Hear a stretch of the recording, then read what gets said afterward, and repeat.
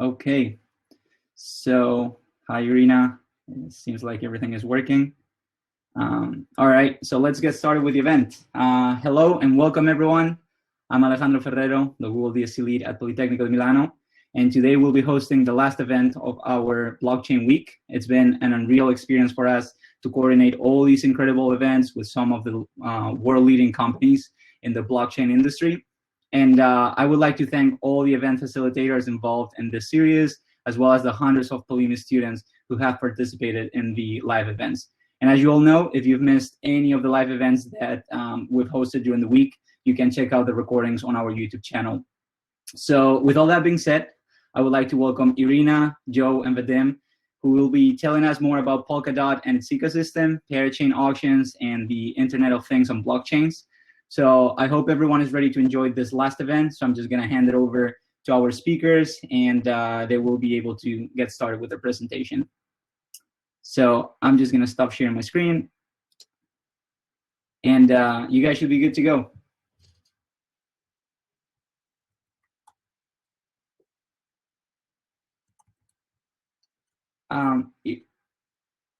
I can't hear you, Irina. I don't know if you're muted. Can you hear me okay? Yeah, Joe, I can hear you fine. Cool. I was having some audio problems joining. I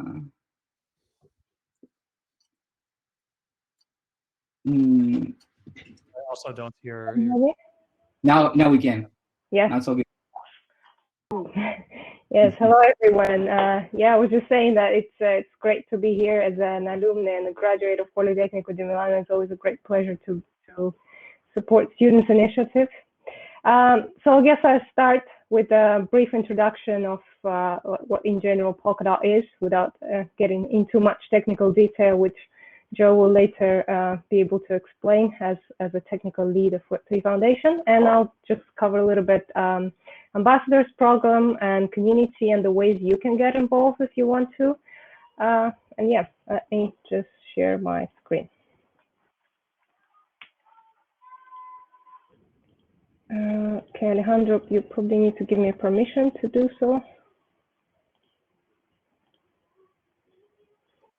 I think you should be good now because I stopped sharing my screen and you are a presenter. Do you have a button that says share screen?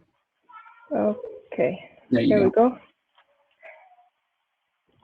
Okay, so I'm an ambassador of Polkadot, but my, let's say, day job is the advisory of blockchain, DeFi, and NFTs. So brief introduction of myself. My background is actually architecture, and I graduated in urban planning and policy design. And my passion has always been smart cities and application of technologies for urban environments. So I discovered blockchain in regards to tokenization of real estate, and I was really fascinated of the opportunities that blockchain brings as a technology for many actually industries, starting from energy, IT, government, and all these things. So I discovered Polkadot fairly recently, about a year ago, and I joined an ambassador program and got an opportunity to meet some of the incredible people building things on Polkadot. So like Robonomics project that is building Internet of Things and developing fourth robotic, like robot economics, supporting fourth industrial revolution. So yeah, these are my contact details if you want to reach out to me. So I now work with startups, coaching, and just generally trying to connect the dots with the real world and the blockchain world. So what Polkadot is a foundational building block of the new web. It enables humans, enterprises, and governments to use private and secure applications that don't rely on trust in a third party. The founders of Polkadot are Dr. Gavin Wood, who's also a co-founder of Web3 Foundation and a former chief technology of Ethereum, Robert Habermeyer, Polkadot co-founder and CEO fellow, and Peter Zaban, also Web3 Foundation technology director. There are two organizations behind Polkadot: Web3 Foundation, which is responsible for research and education and sort of support of the network, and Parity Technologies, which is a technical company running a network. So Polkadot is a network of custom-built blockchains, which are called parachains. Examples can be Internet of Things, finance, insurance, gaming, music, identity, government, data storage, so all sort of applications possible on the blockchain. We use bridges to connect to legacy networks. So Polkadot's biggest advantage in the blockchain space is interoperability and the possibility to connect with private blockchains and public blockchains. So in the future, we'll be able to see a bridge between Kusama network, which is a cousin network of Polkadot, Bitcoin, Ethereum, Hyperledger. There is already a project building a bridge between Bitcoin, Polkadot BTC, but I'll touch on that a bit later. So Polkadot helps us to connect networks together, handles heavy traffic at scale. It provides security via sharding. It enables custom-made platforms built for specific applications, dApps. It revolutionizes online governance through community-driven decision-making. And it self-upgrades, allowing to be future-proof. So there is no forking on Polkadot. What is interesting about Polkadot is actually its ecosystem, right? So everything that can possibly be built. So enterprises can build data storage, financial applications for supply chain, healthcare, pharmaceuticals. It can be consumer-oriented, which is social networks, gaming, real estate applications, and government. Identity management is probably one of the most important topics in the blockchain space right now. You can check Web3 Foundation grant repository to see what are the current projects who received grants by Web3 Foundation. And this is probably one of the good ways to check legitimacy of the projects. So because, you know, there are so many things being built, you always want to make sure that you're looking at the legitimate projects. So Web3 Foundation repository is a good place to find grant recipients.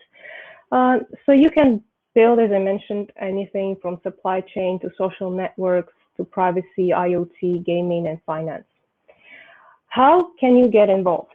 You can join Polkadot Ambassador program. So really anybody can become Polkadot Ambassador, regardless of your background. So you can be a developer and join developers working groups. So how the program is structured, we actually have several working groups where people can gather according to their interests. So it's developers groups, events, localization, which includes translation, and content creation.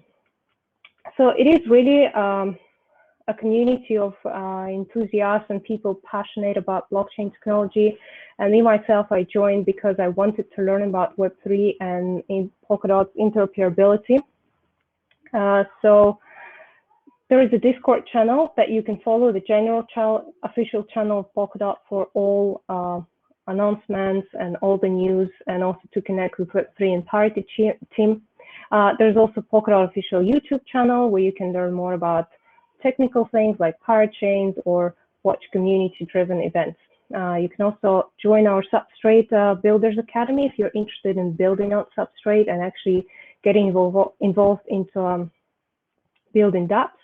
And also a very good source of information is Polkadot Wiki, which is updated quite frequently and where you can read about parachain actions, dApps, recent developments, and all the things being built on Polkadot and get a better understanding of the technical side of things.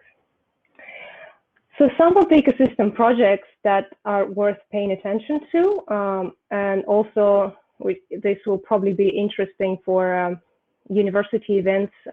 Some of these projects are actively hiring.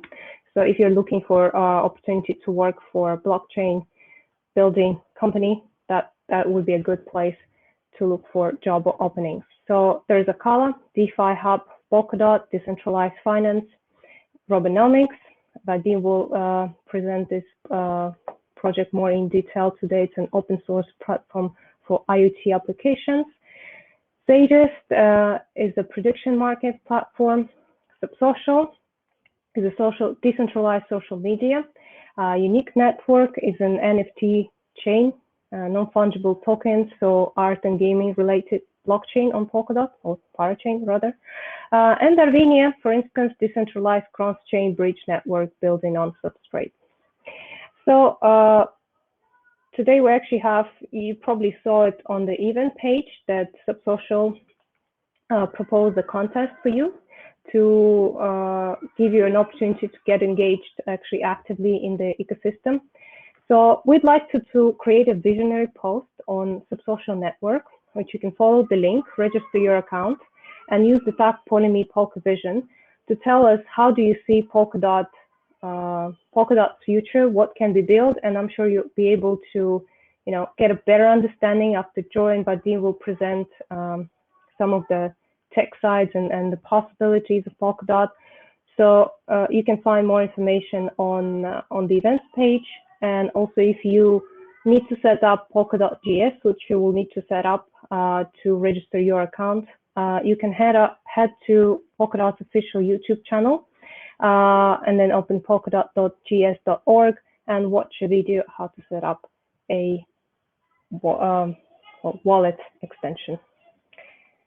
So this is all I wanted to share with you today.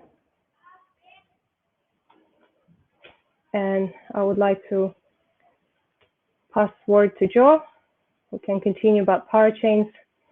And yeah. Yeah, I can talk about parachain. So I actually didn't know, I've done some student working groups, and I have a presentation for today, but also if people have questions or something, I can kind of speed through the presentation and then do more Q&A discussion or something. So the presentation I have is more about the relay chain, because I think Vadim is from a parachain project that has been building for quite a long time, so he can definitely tell you about that perspective. But also happy to talk a little bit more about parachain stuff if that's what people want. So yeah, well, I'll let you guys kind of decide, but I'll start going through my presentation.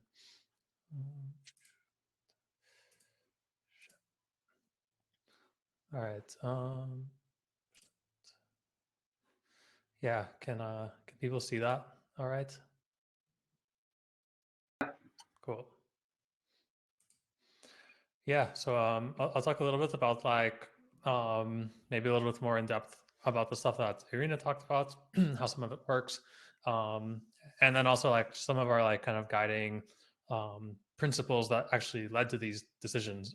Because I think Polkadot is, we've seen a lot of other blockchains come out in the last year that are sort of what I would call evolutionary. So you have kind of Ethereum, which introduces this smart contract paradigm, and it's kind of the next layer of abstraction from Bitcoin. Bitcoin is kind of everybody's running a single computer program, and then Ethereum came along and was well, let's run a computer together and let people write programs on top of that. And Polkadot's kind of another abstraction where it's you can have your own computer. And so there are a lot of other blockchains out there that we've kind of seen this year that are say more advanced smart contract platforms, but they're still kind of tied into this paradigm of smart contracts and gas metering, and it's still kind of philosophically or at the abstraction layer, let's all share a computer. It's just a better computer than Ethereum, or at least actually in some ways. And so I actually think some of the decisions that we made very early on in Polkadot about how we design this are actually quite interesting and kind of help to understand the more technical stuff later on. So yeah, kind of the very early roots in Polkadot is about interoperability, and we've kind of seen this it's kind of the one big thing that people will talk about when they think of Polkadot is well, it's an interoperability project. That's kind of the category that people would put it into. But really so we want to address this fundamental trade-off between generalization and specialization. So in a generalized system, you kind of, it's very much like one size fits all, and people have to make a lot of compromises because they're sharing the system with other people. And specialized systems have this problem where well, they're very specialized that they're one thing, but they don't have any interaction with others. So what can you kind of practically use it for? So we kind of saw this trend that there are going to be more and more blockchains. So we see teams say the CryptoKitties team, they deploy it on Ethereum, and then they say well, this doesn't really meet our needs, so we're going to build our own blockchain specifically for this type of thing. And so we saw kind of just going on this core thesis that the world is going to have lots of blockchains. It's not just going to be one generalized blockchain. And then it's well, what do you do with them? So we kind of saw two directions, some projects kind of developing these own specialized blockchains that could send messages to each other. And then other projects like Ethereum 2 kind of this sharded model where you have a bunch of generalized chains, but they're all identical. You have 64 or 100 whatever different blockchains. They're all the same, and so it just kind of spreads out kind of the load, if you will. And I think we did something a little bit different. And so fundamentally when you have these multiple chains, you have these economic trade-offs. So if you kind of take the first approach of having multiple, we like the idea of having these multiple specialized chains because we were already kind of we don't really like this idea of generalization, hyper generalization, where everybody has this kind of Ethereum virtual machine or other smart contract platform. It's from, if you think about what that's really good at is it's letting people deploy untrusted code. But at a certain point, some code should kind of become trusted. So if you think about transferring an ERC20 token, this has been done probably a million times or probably a lot more than that. And so when we think about gas, we're well, why are we metering this, right? When we meter things, we're kind of measuring how long does something take, or how much resource does it consume to actually perform this operation? And it's if you've done it a million times, do you need to keep measuring this? It doesn't really make sense. So the measuring part comes in really good where you just let somebody deploy something untrusted to your platform. But if you have this specialized functionality where you don't need people to be able to deploy untrusted code and you can kind of write all of these functions, why would you meter that if you kind of trust your application? So we like this idea of having very specialized chains that could communicate with each other. But this kind of introduces a very economic problem, which is that security is by definition a scarce resource. So if you think about kind of your traditional data center security or something, it's literally physical security, how many guards can you put around your data center and build a fence and stuff, not every data center is going to be completely impenetrable if an army shows up, right? It's kind of getting a little bit absurd. But if we go into blockchain stuff, we have proof of work, proof of stake. Proof of work is kind of secured by CPUs that are operating together. And there is a finite number of CPUs in the world. And likewise with proof of stake, we're kind of saying well, these are secured by value. And so value is kind of by definition scarce. So security is something that we're dealing with. This is a scarce resource. And if we just kind of follow the path here, we say well, we're going to have a lot of blockchains and we need to secure them. That's just going to get dilutive. So if you have 1 trillion X of security and you have 2 blockchains, they might each have 500 billion X. And if you have 100 blockchains, it's going to be what, 10 billion or something. And so as you add more blockchains, the security of each one actually goes down.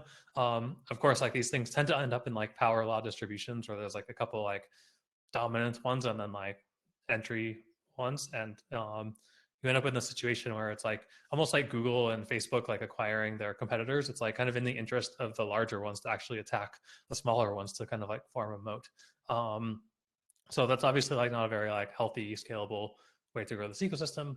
So when you think about actually messaging between these systems, the security of the entire network is equivalent to the security of the least secure messages. So, or the least secure members. So like if you have an application on blockchain A and it like uses information from B, which uses information from C, which uses information from D, and like you have these like very complex dependencies, then actually like an attack on a single chain could kind of like destroy that like entire application across like multiple chains. So even if you are in like one of these like very highly secure chains, if you have like an application that references something else, then like security breaches in those chains can affect you. So when you have like external consensus systems, which would be like another blockchain, you kind of have to like trust that message. So like when you receive a message and you decide like, am I actually going to act on this and like make state changes in my blockchain, you're kind of like trusting that that blockchain isn't going to get reorganized into like a different blockchain where that transaction never actually took place. So obviously like trust is a bit, it ends up kind of like almost like a Web 2 type of situation where like you get a message from another blockchain, just like you get a message from Twitter and you're kind of like trusting that this is a legitimate message, or that like this Twitter account hasn't been hacked or something. Same thing, like you still have to like trust this other system. And so like when you have like multiple chains that like bridge to each other, it doesn't really like benefit that much. So the next kind of problem like we wanted to like add into this mix is governance. So off-chain governance doesn't really scale.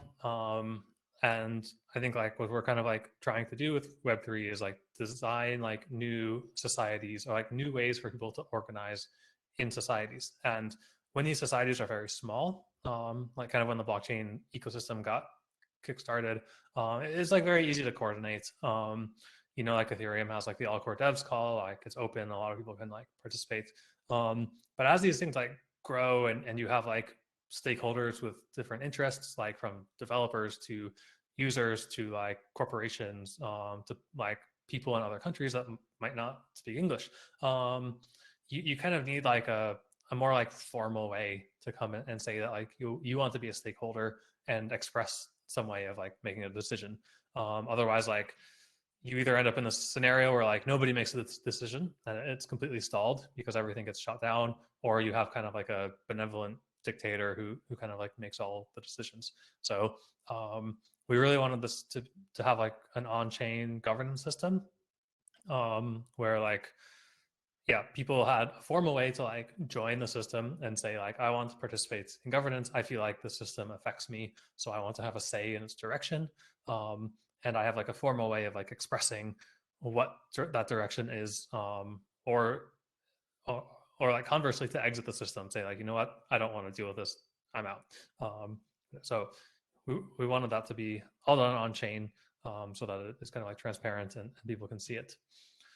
So governance kind of leads into like hard forks, and this like it's kind of like the same problem as before of like, well, like who's actually making the decisions. So there are protocols that have like on-chain voting, like token voting type of thing, and so they might all like vote like we want to have some upgrade or something.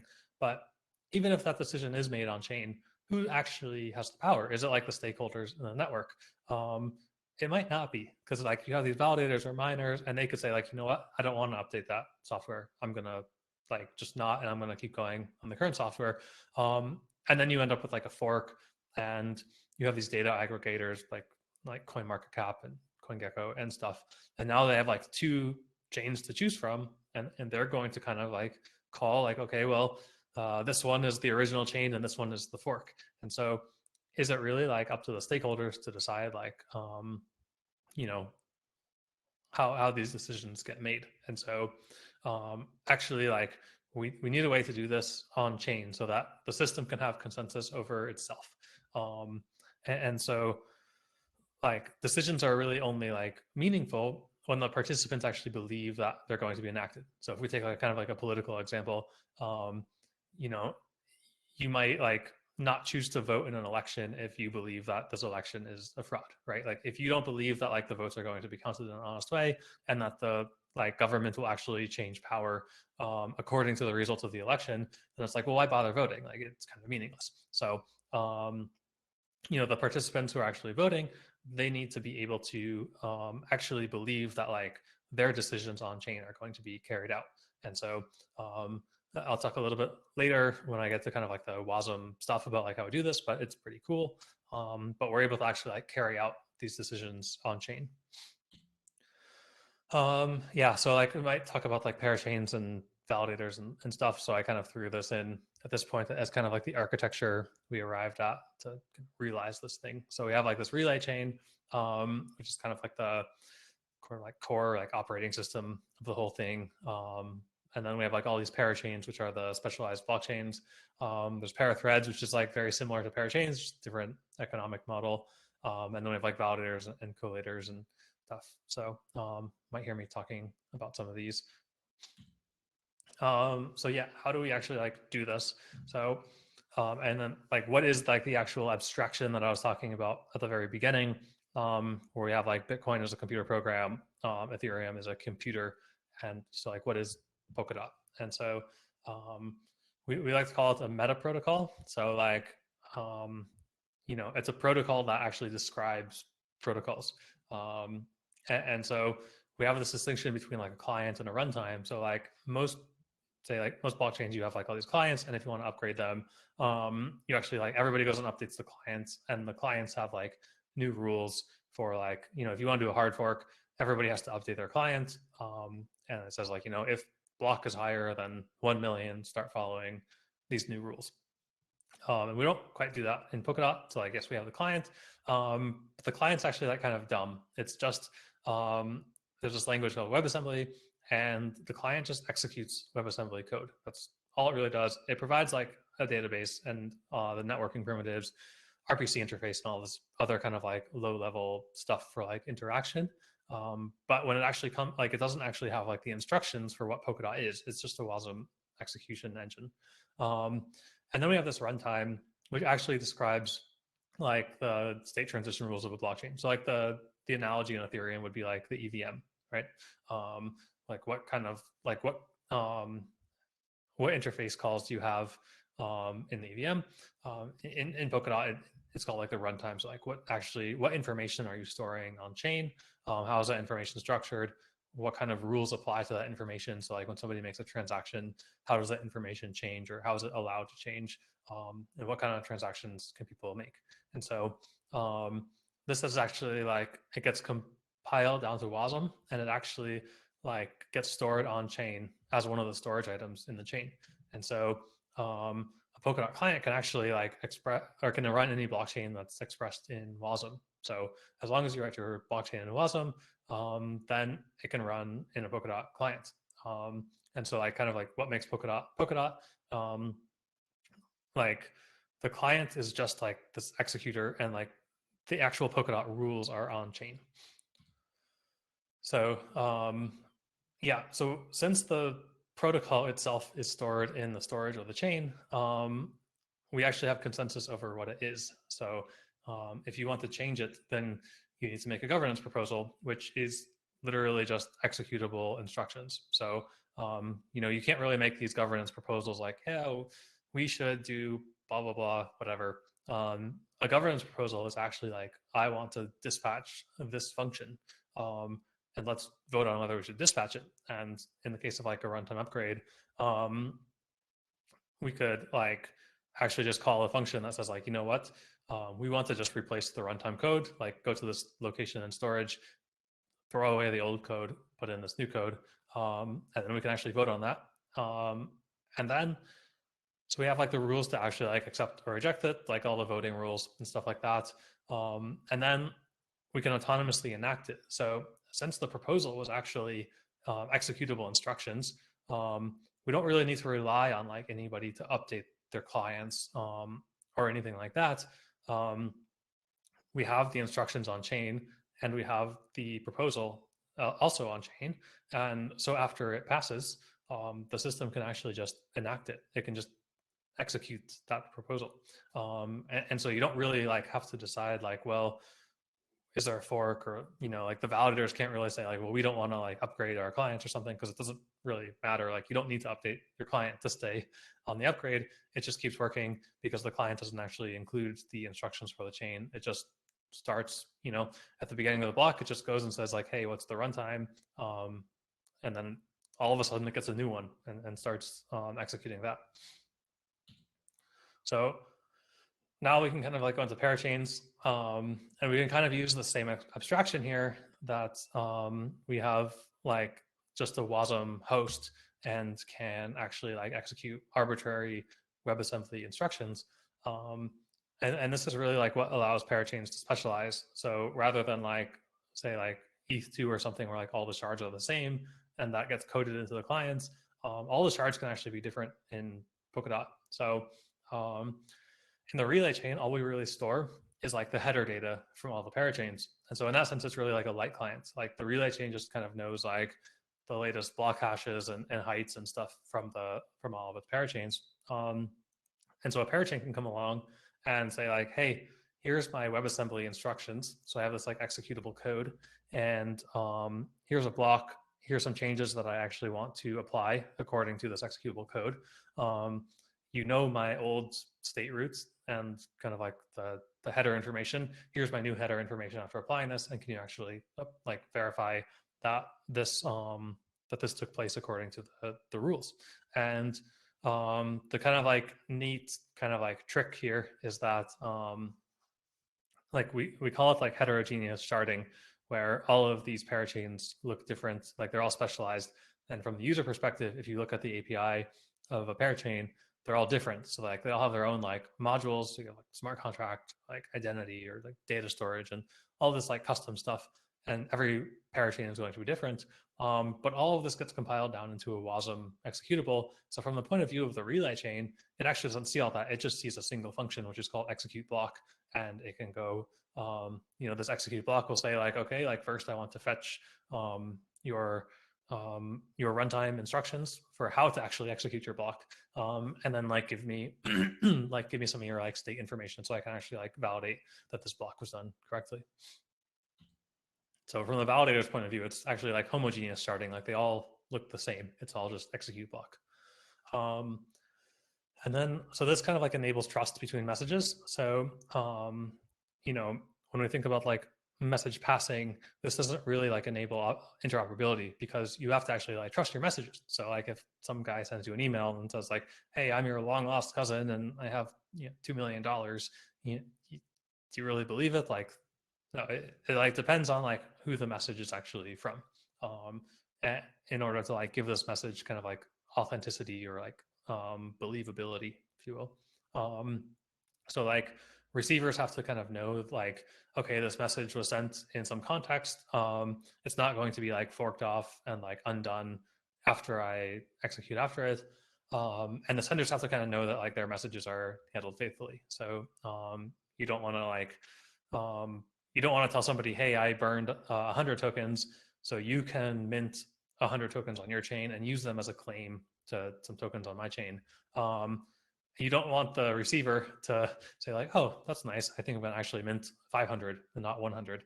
And of course the sender wants to know like, hey, did you actually burn 100 or, did you only burn like 50 or did you burn 500 and you're kind of like shortchanging me and keeping 400 for yourself? So kind of like both of these parties have to like know some context about each other. And so like, that's really what we want to provide with Polkadot is that like, because they all share this like common execution logic, this like execute block function, they can actually like all like trustlessly accept these messages and know that like it was sent in some proper context. And so like security comes from the relay chain, so like all the staking and stuff happens on the relay chain, and all the parachains get the same guarantees. So for example, if parachain A sends parachain B a message, parachain B doesn't have to worry that like parachain A got reorged or like something like this. And if it did, then like the entire system got reorged and backed up. And so when we add like new validators or like add new parachains to the system, it actually doesn't dilute everybody's security. It increases everybody's security. It puts like more at stake in the entire system. And so yeah, a quick like ecosystem thing. So like we have a very like active ecosystem. So we have like a bunch of chains specializing in different things, from bridges to other chains, file storage, confidential computing, like TEEs and side chains, and all this stuff. And then also like, I think like sometimes people think of like Polkadot ecosystem as just parachains, but there's like so much more that goes into it. Like having all of these chains actually requires like a lot of tooling and stuff. So like block explorers, governance forums, monitoring wallets. If you kind of think about like dealing with an application in a multi-chain environment, it's not just like, you know, an ether scan or something where you're looking at one blockchain and can follow everything. You might have to see like, oh, I ran this application and it used identity from this chain and payments from this chain and file storage on this chain, and they sent this message here.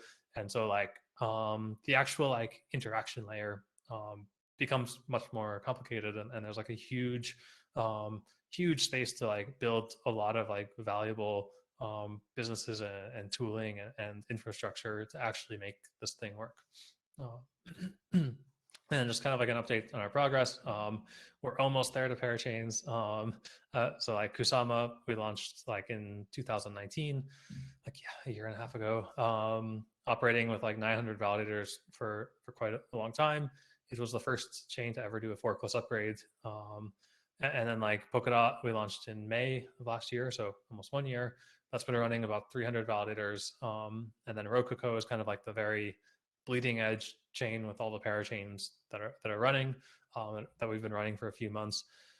This is getting like really into the final stage. So like most of the parachain code is actually close to ready.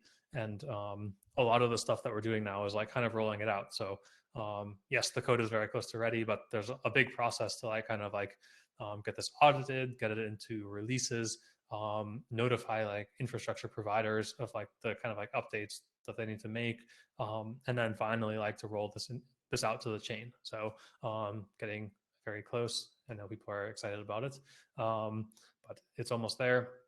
So yeah, I think that's my whole presentation. So I'll stop sharing and can do questions now if there are any.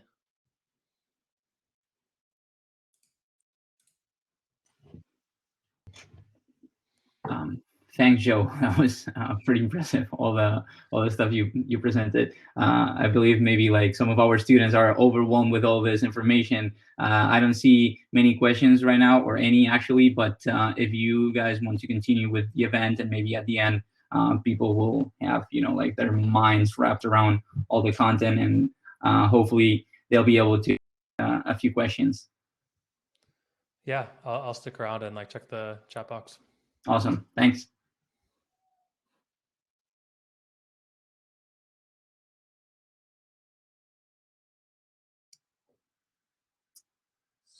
So if I think Vadim is next, right?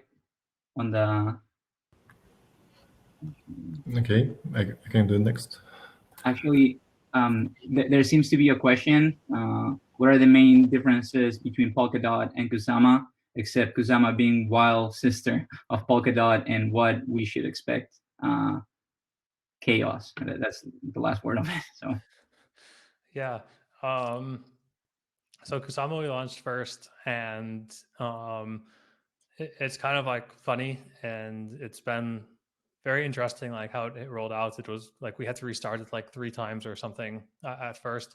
So it really was chaos, and now it's like a much I'd say like maybe slower form of chaos, but still chaos. So like when we have an upgrade, at first there was like basically no audited code in Kusama. Like it was just completely out in the wild. We were making like tons of fixes and stuff. And then finally, like we got kind of everything audited and like launched Polkadot. And now like when we roll out upgrades, we always roll them out to Kusama first. So, it's kind of like funny because like Kusama has this like air of being like completely unaudited and wild. And actually like probably 90% of it is totally audited and is like the same code that's running in Polkadot. It just lets us like when we want to like make an incremental upgrade, we can put this out on Kusama first and make sure that it works. So basically like Polkadot should never break, but like it also like is kind of like stable enough where like parachains can start to use it for like their own similar like Kusama versions. So like if we have some parachain teams who want to run, actually, like, I mean, Kusama has been like so successful, like some teams are going to like be dedicated to Kusama. But we do have some teams who want to run like a network on Kusama and also on Polkadot.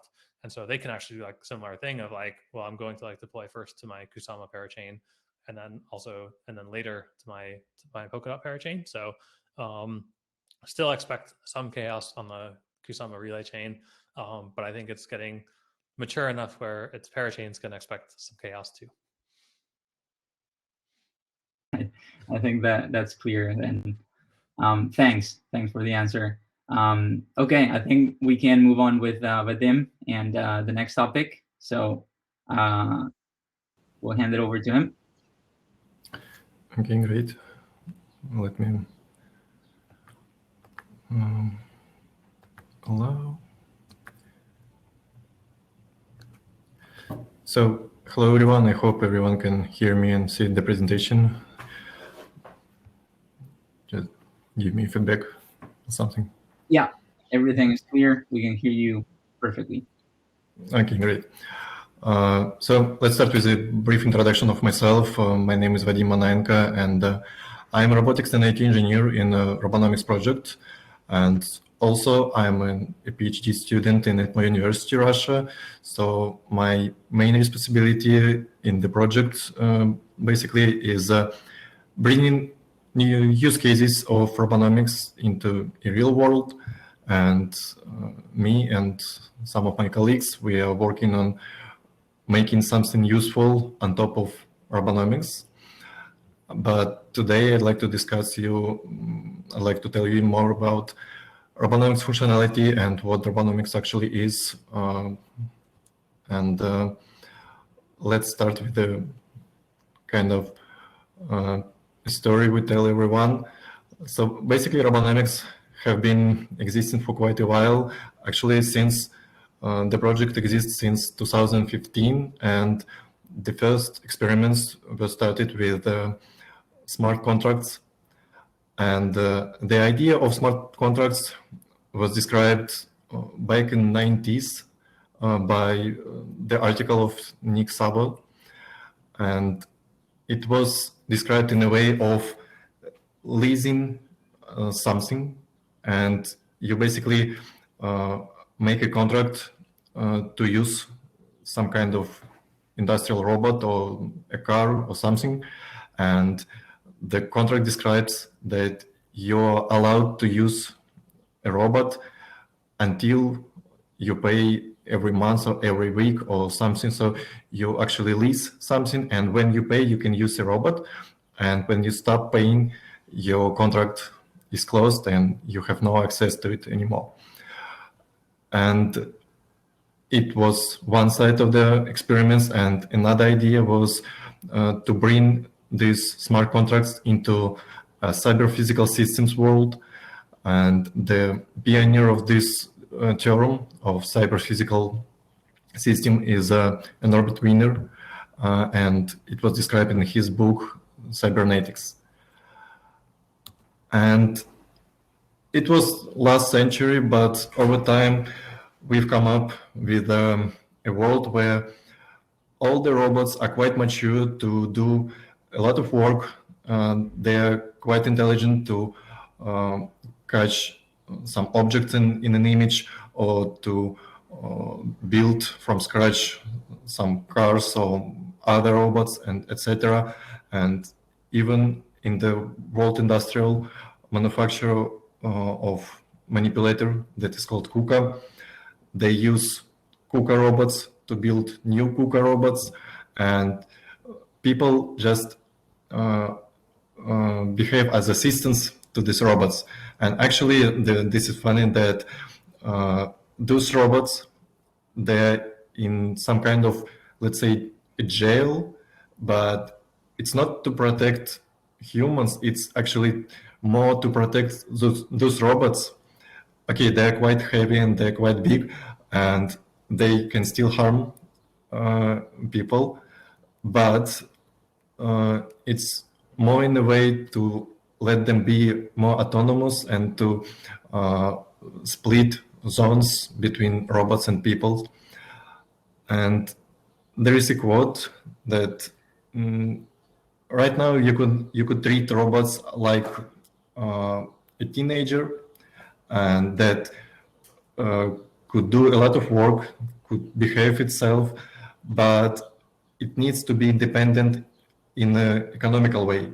So the next stage in our vision is to provide a way for robots to rule not only the tasks, but also money, and to combine those technical part of the task and economical part into a single transaction. And that was the main idea of Robonomics project at the beginning, and it's still the main idea. So what Robonomics is actually an open source platform for IoT applications. And we started our experiments with the Ethereum virtual machine, but over time it was quite obvious that, as Joe said, Ethereum is a general purpose blockchain, and to put everything in a single blockchain requires some kind of rules to agree with all the parties. So we noticed that to launch a single robot, it requires a lot of gas in terms of Ethereum network. And at the beginning, it was quite affordable, but at the moment, to launch a robot via Robonomics platform, it requires you approximately 1 million gas. That is, at the current price, costs you like $100. So it's not comparable with centralized solutions like AWS or Google Cloud Platform, etc. So the experiment was successful in terms of a technical part, but it wasn't successful in in a way of bringing into the world to real use cases. And obviously it didn't fit us when we say, okay, let's connect all the IoT devices to blockchain and store data or launch IoT devices. So Robonomics version 1 still exists in Ethereum blockchain, and it still suits us in some use cases, like if you do not need a lot of transactions per second, or if you, for instance, you need just checkout points like every day or every week or something, it still could work. But when we got familiar with the Polkadot ecosystem, it was in 2018, at the beginning of the year. The substrate framework was just released, and we started to figure out how we could use it to continue our work to bring those IoT and cyber physical systems to connect them with the new Web3 world. And under the hood, there are a lot of technologies we use. For instance, the core of Robonomics is ROS. It's a standard de facto of robotics engineers, and it lets you to use a lot of packages already built in a ROS, and to connect all your robots, or to split your architecture in a way of nodes and build every node separately and then connect them via a ROS protocol. And Robonomics is a ROS-enabled framework. It means that every ROS-compatible robot is, by definition, by default, could be connected to Robonomics easily. Also, for a transport layer for messages, we use IPFS and Ethereum in the first place. And also we've built the whole Linux distribution on top of NixOS. NixOS suits us when it comes to describe all the services and packages for cyber physical systems in a declarative way. So it's really suitable in those tasks. Also, there are a lot of codes written in Python, Haskell, and Rust, etc. For DAPP applications, we use JavaScript. And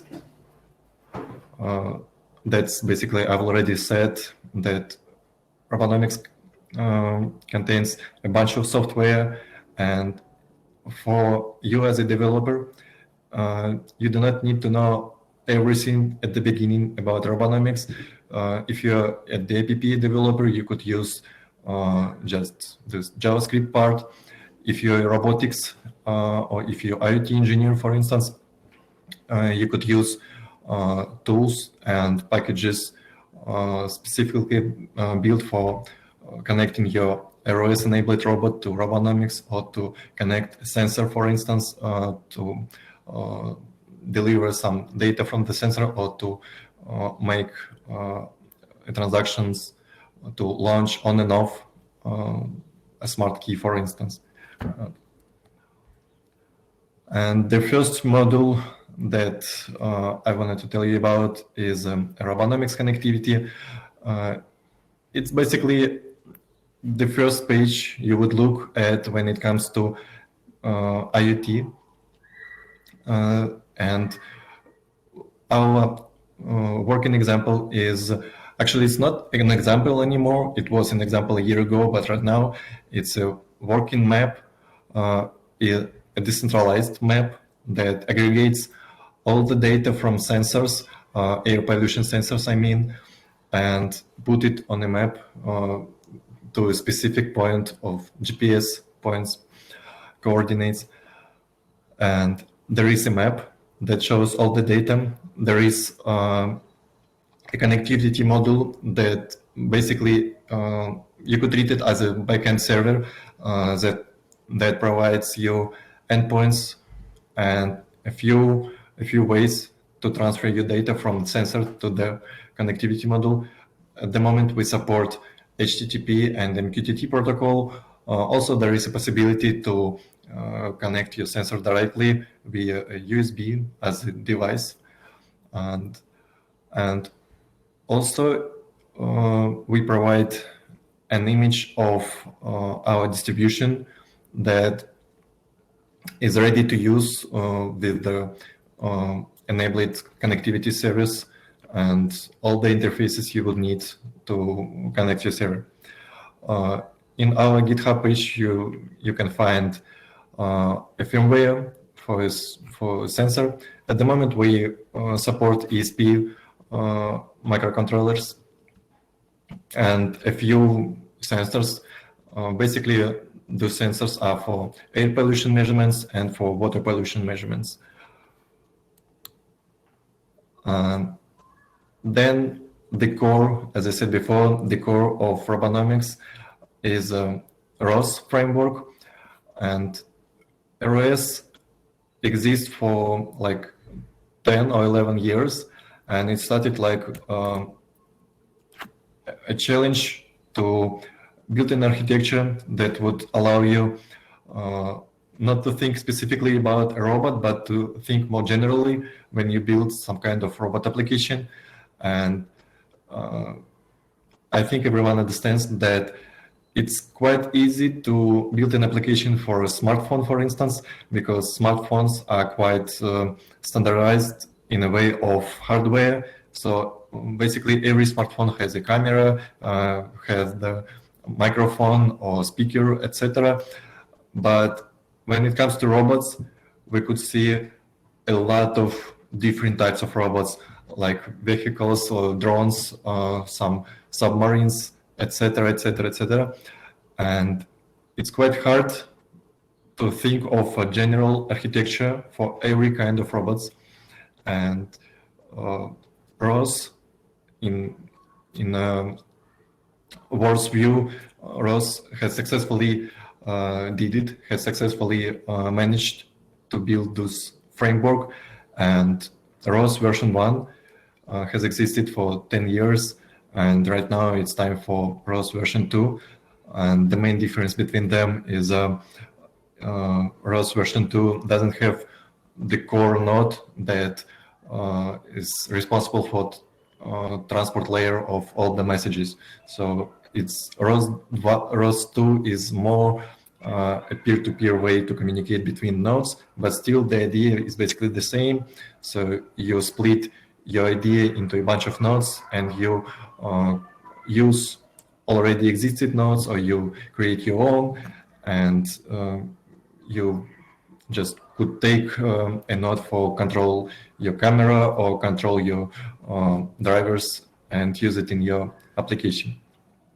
And Robonomics is ROS enabled. There is a video of a lot of different types of robots. So if you go to ROS website and just check out a few fields of the robot, you could find hundreds and hundreds of different robots. I'll leave it for now. The next thing is, so as I mentioned before, with Ethereum, it was good in terms of technical parts. So we were sure that we could use smart contracts to control a robot, or to let different types of robots communicate with each other and make liabilities between them. So when you use ROS, you say directly to a robot that you want to turn on or turn off the robot, or to gather some data. But in Robonomics way, you could just exchange messages in a way of demand and offer. And when the agreement comes up, the Robonomics creates a liability between two parties, and the party that is obligated to provide some service provides the service, and the other party is responsible for paying for the service. And this is the basic example of two robots exchanging messages, or a human exchanging messages with a robot and following the agreement of the provided service. But the next stage is IoT. And when it comes to IoT, it's not efficient to use smart contracts for every agreement between parties. As you know, IoT are usually low-cost, low-powered devices, and running the whole blockchain client is quite hard for them. And with the Polkadot and with the Substrate framework, we finally could manage to bring IoT to a decentralized Web3. And our proposal is to use Robonomics Web Services. It's kind of similar to AWS, Amazon Web Services, but it provides the basic functionality for your IoT devices. First of all, there is a pops up message broker. So there is a channel where you can communicate between IoT devices in a peer-to-peer way.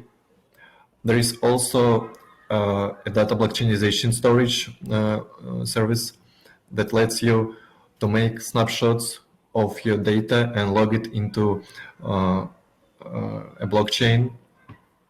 And the last but not least is a way to launch on and off an IoT device. So this stage is a basic functionality that covers almost all of the scenarios for your IoT devices. So usually all you want to do with a device, you would like to turn it on and off it, or you would like to get the status or get some data from a sensor, etc. And Robonomics on top of Polkadot finally enables you, provides you this functionality. The next module in Robonomics is a digital twin.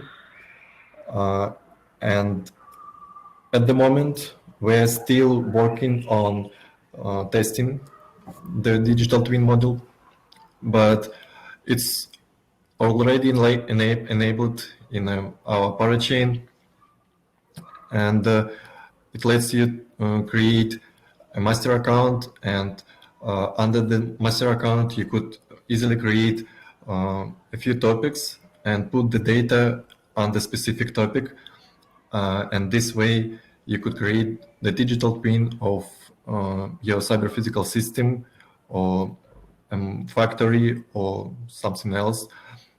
Why do you need a digital twin? The basic scenario is usually you cannot ask a device every time you want to get the information from it. For example, when you order a taxi, you see on your smartphone a picture of a car moving along the streets on your way, but it would be too exhaustive to ask every second or every milliseconds the car where it is. So usually a car sends every period the status of its coordinates or where it's heading at, and you get the data not from the car itself, but rather from a service it provides. So every time you use a service that is connected to cyber physical systems, you usually see some kind of a shadow or a digital twin, not what is happening with the real CPS. And there is now a functionality in Robonomics to provide the same idea in a blockchain way. And this is quite interesting, but I've already mentioned that it's quite it's easy to create an application for a smartphone, but it's not easy to create an application for a robot due to its existing of a lot of different kinds of robots. But in Robonomics team, we think that the next stage of robotics evolution would be App Store for robotics, some kind of marketplace where you just go online and download a package and install on your robot, install an update or something, and thanks to ROS and thanks to Web3, it's now not so impossible when it was before. And I think in the near future, we would see some kind of marketplaces. Probably, I hope Robonomics involved in this process also. The next part of my presentation is more about technical details. Since I'm engineer in Robonomics, I like the stuff when it comes to technical details.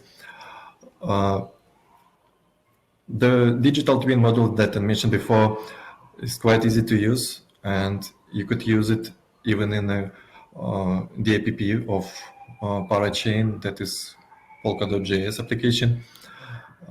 You just create a master account and you put some topics, you create your schema for a digital twin, and then you put data under every topic. So for instance, if it's a manipulator, for example, you could create a topic that describes all the states of the manipulator. Or if it's a drone, you could create a topic for a drone itself and for a camera, for example, and put the data under those topics. And this data would be available in a decentralized way for everyone. There is an example of this building in Dubai that is Burj Khalifa, and I read that a lot of companies were involved in building this building, but every one of them had some kind of a digital copy of the building, but they were separated, and they didn't match at the moment. So the building of such a great building was quite challenging, but besides of that, the more challenges were involved when it came to make agreement between different parties of the companies. But if they would have a digital twin of the building, they would all see the same digital twin, and there will no such a problem as figuring out what to do next or what is happening right now.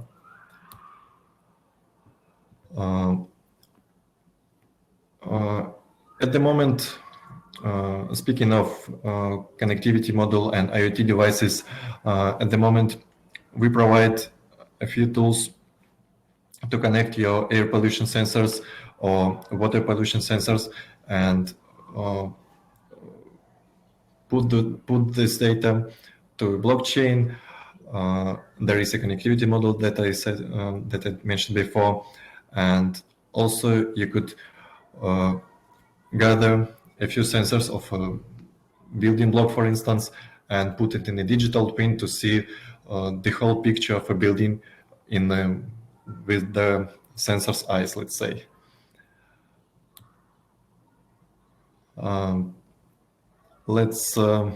I already said about digital twin, and also I was telling you about the robotic stuff and devices, but also there is a possibility to create a DAPP, and we also have some frameworks for building a DAPP, some modules that you could embed into your existing application to create a web UI and let humans to exchange messages with the robot directly via this web UI form.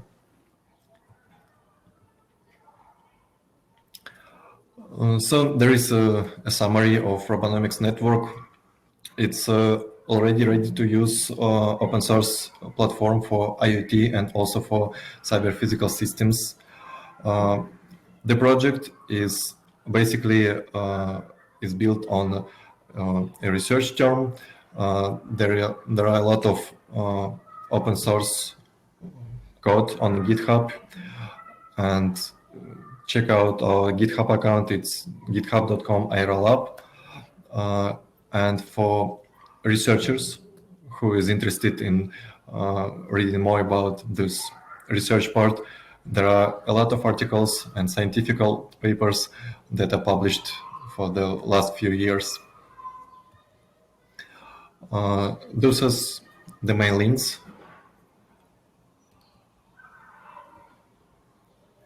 There are stages I wanted to tell you about, but during my presentation I already mentioned them. So I think this could be it, and I'll be happy to answer your questions, or if there are none, then thanks for joining. That's it. Thank you. That was really cool to talk about so many interesting things about robotics and how Robonomics is, approaching that with IoT and blockchain. Really cool stuff. There seems to be not that many questions today, but thank you so much to you, Irina and Joe. All this content, all this information for our students is great. This was the perfect way to put an end to this amazing blockchain week. And, we'll be sharing all these resources with our community. So hopefully they keep engaging more and more with blockchain, with Polkadot, Robonomics, and all the programs that you mentioned, from the Polkadot ambassador to everything in the dev ecosystem. So thank you so much. If you want to add a few final words to say goodbye to everyone, and that'll be it from us. Thanks for organizing and inviting us. Thank you for inviting. And if you have any questions, reach out. Especially, please take part in the contest. We really encourage you to start using Polkadot.js and getting involved in the ecosystem practically. So yeah, if you have any questions, you have my contacts, and we'll also be in a Telegram group. So just shout out, and I'll be always happy to help. And thank you, Vadim. Thank you, Joe. Always exceptionally interesting presentation. Thank you, everyone. All right. I think this is a wrap up. Thank you to everyone who's been involved in this amazing blockchain week. And we'll stay posted on updates from all the projects that, hosted an event for us this week. Thank you so much. Goodbye, everyone. Thanks. Bye.